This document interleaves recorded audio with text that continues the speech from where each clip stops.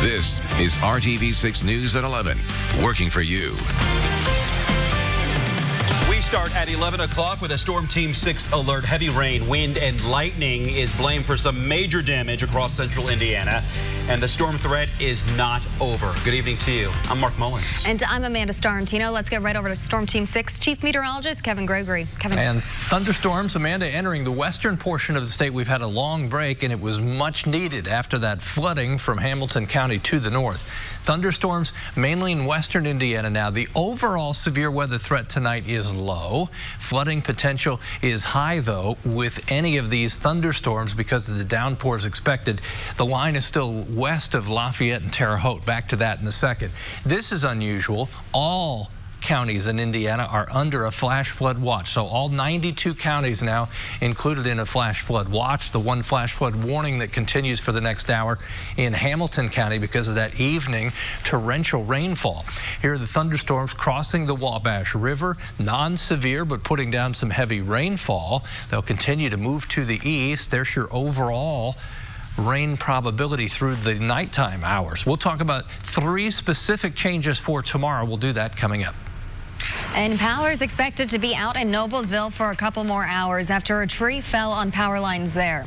Now, this is near State Road 32 and 19th Street. Right now, the Duke Energy map is showing around 63 outages in that area. Also in Noblesville, a family had to find another place to sleep tonight after a giant tree fell on their house. Caleb Kessler says everything was normal when he returned home from dinner with his daughter, mother, and stepfather. But shortly after, they heard a loud noise. The family walked outside and saw this tree collapsed on their house. They're not sure what to do now, but they are grateful no one is hurt. Oh, it was very scary. Yeah, for sure, it was scary. It could have been life-threatening because it could have collapsed the house on top of us while we're inside of it. Well, the family rents the home, so they're following up with the owner on how to move forward.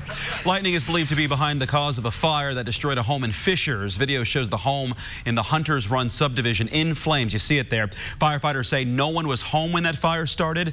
When the family returned home, they saw the fire and called 911 and rescued a family pet. Crews say it took about 45 minutes to put the fire out. With more storms in the forecast, remember you can get the latest information on watches, warnings, and more on the RTV6 app. You really broke the story and brought it to light, so thank you for doing that. It's a story only RTV6 has been on top of for months. After complaints of mold, broken windows, and ignored requests for help, the health department is closing in on a north side apartment complex. RTV6 reporter Graham Hunter has covered the issues at Lakeside Point at Nora from the start, and tonight he's talking to city leaders who say the complex might need to be shut down. The Marion County Public Health Department was back here today where investigators went door to door to uncover once and for all the full scope of health-related issues here at the Lakeside Point at Nora Apartments. Health Department came by today. Malik Plummer has lived at Lakeside Point since September. It was a good sight to see. He was one of dozens of residents who went weeks without hot water earlier this year. No one should, live with some of the conditions I've seen. That's why the health department's presence today was a welcome sight. Residents can see that there's somebody that is looking to get their issues taken care of. Health department investigators went door to door looking for any additional health code violations. It was a response to a large number of housing complaints and cases in recent months, and it was a response to pressure. Through a combination of your efforts and Nora Council's efforts and our efforts at the city, we really elevated this and asked Health and Hospital to really, make this a super urgent situation. District 2 Councilwoman Colleen Fanning says the pressure will continue. Ideally, this landowner gets enough pressure on him that he decides to sell to a responsible landowner. Lakeside Point at Nora was given tax-exempt status in 2007, so ownership doesn't have to pay property taxes. If you're not providing livable conditions, there's no way you should be eligible for nonprofit status. That status can only be revoked by the state legislature or the Property Tax Assessment Board of Appeals. Our job is just to make sure everybody stays engaged until there's some sort of resolution here so that our neighbors can live in humane conditions. Before the worst-case scenario happens. At this point, their property should probably be condemned. It's a long and ugly process. We reached out to management again at Lakeside Point tonight about the health department sweep, but we never heard back. The health department's work isn't done yet. They'll go back through all of the information they collected today to decide if more violation orders need to be issued. That could be done by next week. We're reporting from the northeast side. Graham Hunter, RTV6. Thanks, Graham. And residents have been reaching out to RTV6 about the problems at Lakeside since March. You can see all of Graham's reporting on the complex and its tax-exempt status at theindychannel.com.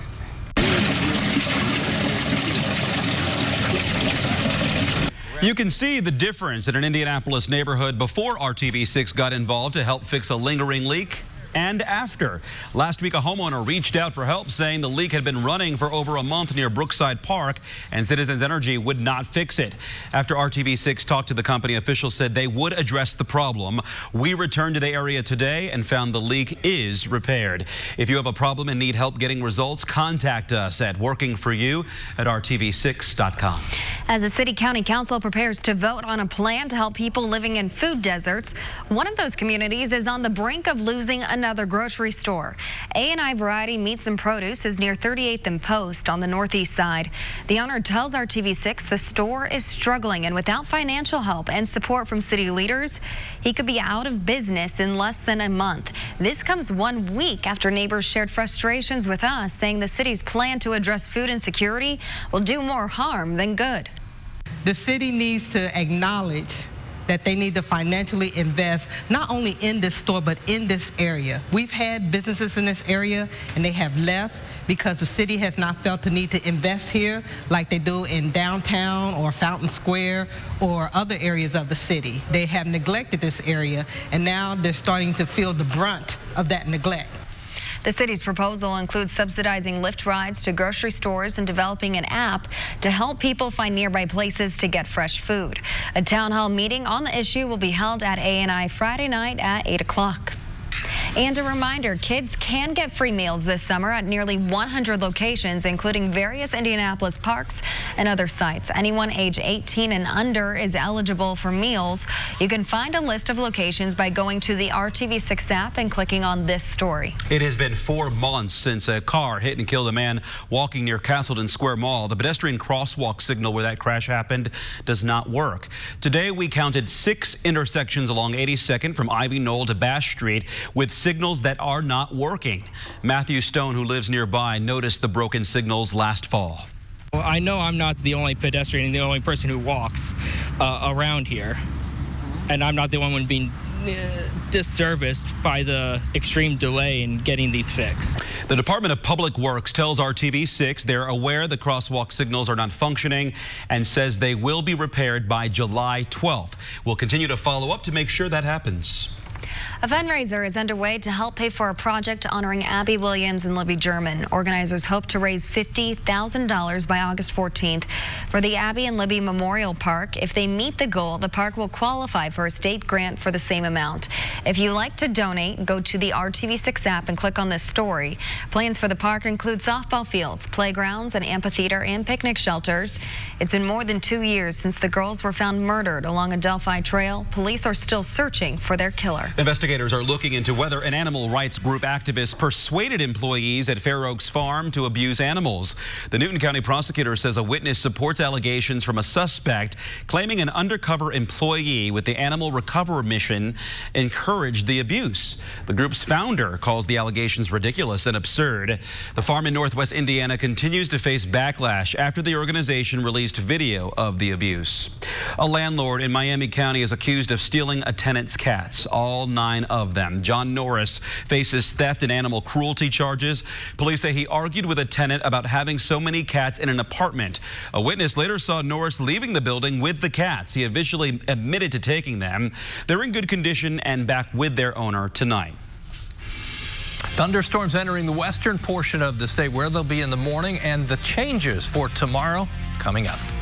Communities across central Indiana are still recovering from the latest round of tornadoes, while one says they do not need financial help and another is welcoming assistance. We can't afford to let Hoosiers just sit where they are. Coaches help athletes hone their skills. Well, now a local company is using coaches to help people succeed in their career game. You're watching RTV6 News at 11. Your budget stretches further at Mattress Firm. This is RTV6 News at 11, working for you.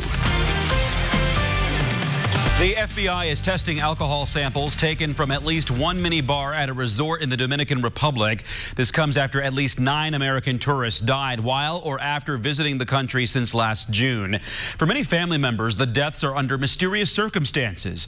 Joseph Allen was found dead in his hotel room last week. His brother does not understand how the 55-year-old could have died so suddenly. He had just gotten a physical prior to his trip. He had a clean bill of health, and there's no reason we have no reason to believe that this death was of natural causes. I think that maybe my brother was either was given something to drink or he ate something that wasn't what it was supposed to be. And that might have caused his death. Officials in the Dominican Republic call the deaths isolated events and say the country is safe. Now to another investigation that's making headlines from the Dominican Republic. Authorities are calling the shooting that injured former baseball star David Ortiz a case of mistaken identity. ABC's Romina Puga explains police also say the alleged mastermind behind the shooting is a dangerous fugitive already wanted for other crimes in the U.S. New developments in the shooting of former Boston Red Sox player David Ortiz, also known as Big Papi. According to the Dominican Republic's Attorney General and the head of the National Police, Ortiz was not the target. Investigators said the real target was Ortiz's friend, who reserves the same table every Sunday and happened to be sharing it with Ortiz that night. At least 11 suspects have been arrested so far, some facing unrelated possible criminal charges, including 25-year-old Rolfi Ferreira Cruz, who police say pulled the trigger. Cruz is wanted for armed robberies in New Jersey. Surveillance video shows the moment the hitman walked up to the baseball player and shot him in the back. Clubgoers ran from their seats as Big Papi fell to the floor. Authorities reveal they believe Victor Hugo Gomez and Alberto Rodriguez Mota were behind the attack. Gomez is wanted in the U.S. by the DEA for his alleged role with the Gulf drug cartel. Ortiz's wife released a statement through the Red Sox saying he's been upgraded to good condition and thanking fans for their support, saying it has lifted his spirits tremendously. Prosecutors say the alleged assassin based his attack off a dimly lit photo that showed a man in light-colored pants like the ones David Ortiz was wearing, causing him to shoot the wrong person. Romina Puga, ABC News, Los Angeles. Tomorrow, you can weigh in on plans to add body cameras to the Fishers Police Department. The department will host a public meeting from 5 to 6 o'clock tomorrow evening at police headquarters on Municipal Drive. Officers will discuss community expectations, how the cameras will work, and other related issues. An important deadline is coming up for 7th and 8th grade students considering college. Families have until June 30th to fill out a 21st Century Scholar application. There are income eligibility requirements, but if you don't apply, you can't receive benefits. If you're not familiar with 21st Century Scholars, recipients receive up to 4 years of college tuition at any participating college or university. 14-year-old Ryan McMillan has already applied. While the program lifts a huge financial burden off of families, Ryan's mother says it helps students in other important ways. There are some components of the program that kind of shift the responsibility onto my daughter, some things that she's going to have to take care of in order to be continually eligible every year. And I think that's fantastic in that it matures her in her responsibility. Some of the guidelines for 21st Century Scholars includes maintaining a 2.5 grade point average and pledging not to use illegal drugs or alcohol or commit crimes or delinquent acts while in school. For more info, go to scholars.in.gov. Well, sometimes the job you want is just out of reach, and that's why one company is adding a new resource to help job seekers climb the career ladder. Indianapolis-based staffing company, the Morales Group, matches people interested in moving up there with the training they need to make it happen. Candidates must have a proven record of good job attendance, a good attitude, and aptitude. They are then assigned a success coach to help them reach their goals. Oftentimes, they don't know the barriers they face, whether there be language barriers, literacy barriers, transportation barriers, childcare barriers. And if they face those barriers, what resources are there to help them get over it? A coach usually is aware of those resources, can connect them easily with those resources, and then helps them not only get the job, but stay in the job. The Morales Group believes the program will also help employers create a better workplace culture. To learn more, go to hiringhoosiers.com and click on this story. Tomorrow, you can connect with several different companies at a job fair on the northeast side of Indianapolis.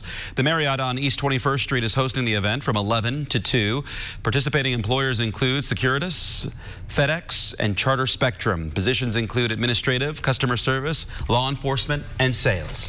The Beech Grove School District wants you to know insurance will pay to repair tornado damage at the high school. In a message posted on its Facebook page, the district says it's touched by the fundraiser started to help the school, but officials are not accepting donations because the costs are covered. If you'd still like to help, the district suggests donating to families impacted by the tornado. And in Knightstown, recent storms left the Youth League baseball park under 3 feet of water. The damage impacted several freezers in the concession stand, destroying food, candy, and drinks. This comes as the park prepares to host an all-star tournament on July 11th.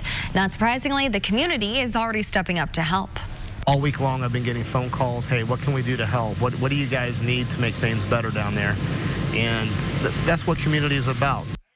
If you'd like to help, we have contact info on our website, theindychannel.com. And the rain tonight probably didn't help either. No, and more rain coming. So now we play dodgeball in the sense that you just hope those that have been hit the hardest so far are missed in the ensuing rounds of heavy rain. Because not everyone has seen the same type of impact. Absolutely. We had half an inch of rain at the airport this evening, whereas Carmel and Westfield up to Tipton and that some spots had 2 inches of rain. Wow. That's the way it goes. A little hit and miss. As you look to the west tonight, may see a lightning show ongoing. I think it's probably an hour and a half before that line of thunderstorms would reach the metro area of Indianapolis. 67 in Kokomo, 68 right now in Martinsville. Very humid everywhere.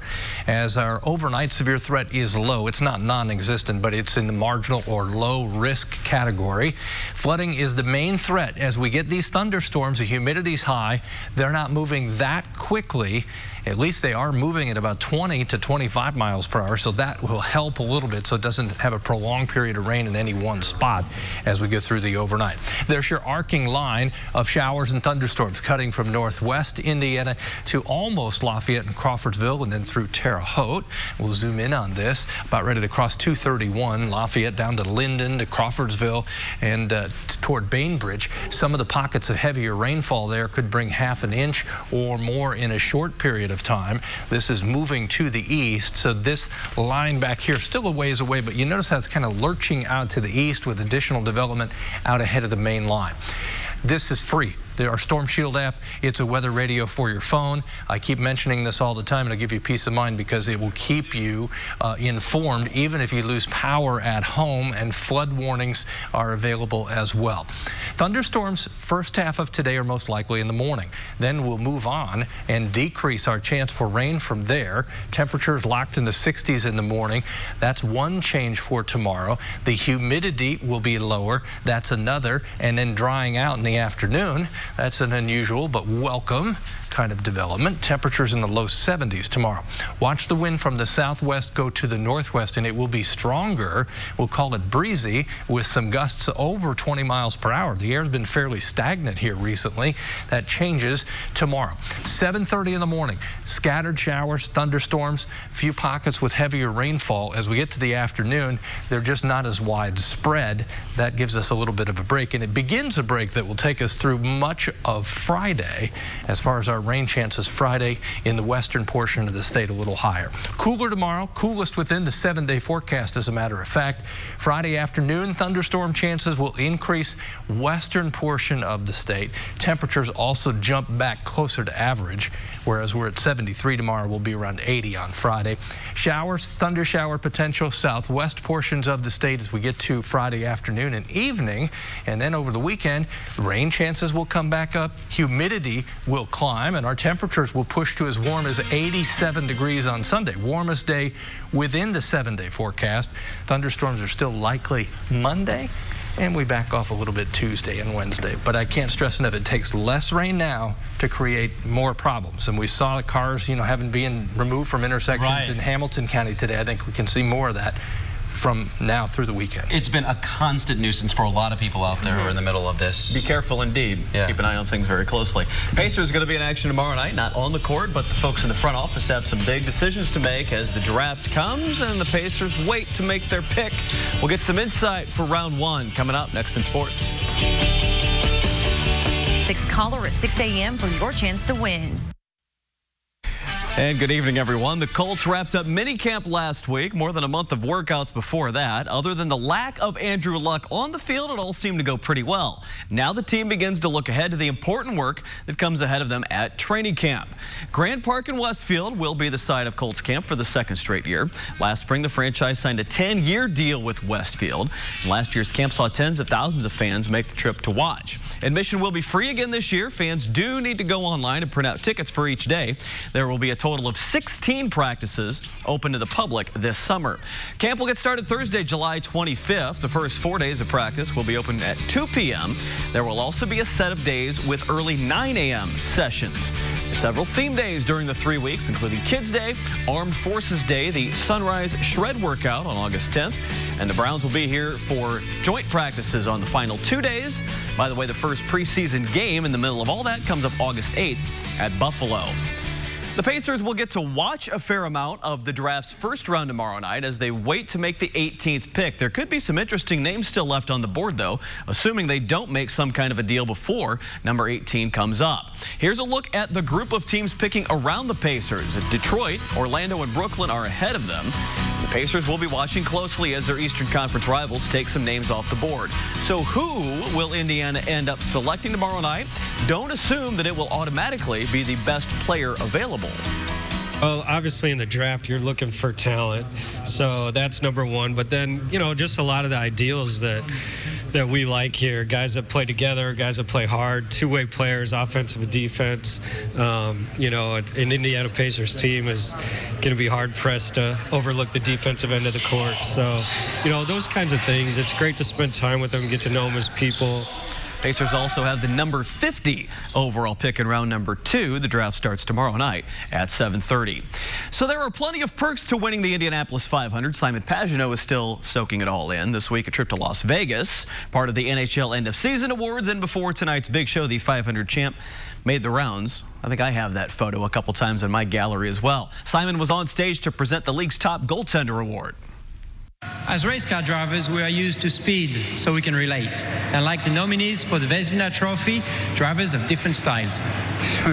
Wait. Something's bothering me here. Wait a minute. Who do you remind me of? I'm coming for you, Ricky Bobby. The Talladega Nights guy. Yes, good. Yeah, Pagenaud and Kurt Busch presenting the Vezina Trophy. Tampa Bay's Andrei Vasilevsky, the winner, led the NHL with 39 wins in 53 games, just the second Russian goalie to ever win that award. Then there's this earlier, Pagenaud in a fire suit and a helmet, just casually strolling through the Cromwell Casino. That's right in the middle of the Strip, but let's be honest, that's probably not even the top 5 weird things you can see on the Strip on a Wednesday. IndyCar is up at Road America in Wisconsin for their race this weekend. Dave First will be there for us. Look for his reports starting on Friday. And our parting shot tonight, the Kokomo Jackrabbits baseball team were in Traverse City, Michigan tonight. Well, a light went out in right field. While they fixed it, there's this, a tug of war to fill the delay. The Jackrabbits won that. They lost the game, though, 10-5, but they didn't seem too concerned about that because, let's be honest, a bunch of 19 and 20-year-old baseball players with time to kill. They were clearly. And why not do that, right? Seemed very busy tonight. Minor league baseball people are creative in their marketing, nothing else. You can see that, definitely. Looks like fun, though. Yeah, we'll be right back. 1,000-mile warranty at Honda of Fishers. From Terre Haute to Rockville, you hear the thunder. The rest of us see the lightning off to the west. All of this is slowly moving east at about 20 to 25 miles per hour, approaching Indianapolis between 1 and 2 in the morning. Nothing severe here. Certainly some heavy rainfall. And again, a little bit of rain can create larger problems now. First thing in the morning, our rain chances will linger through mid-morning and then drying out in the afternoon. And Tom Clausen's back with you for Good Morning Indiana with updates tomorrow. Good night. Good night.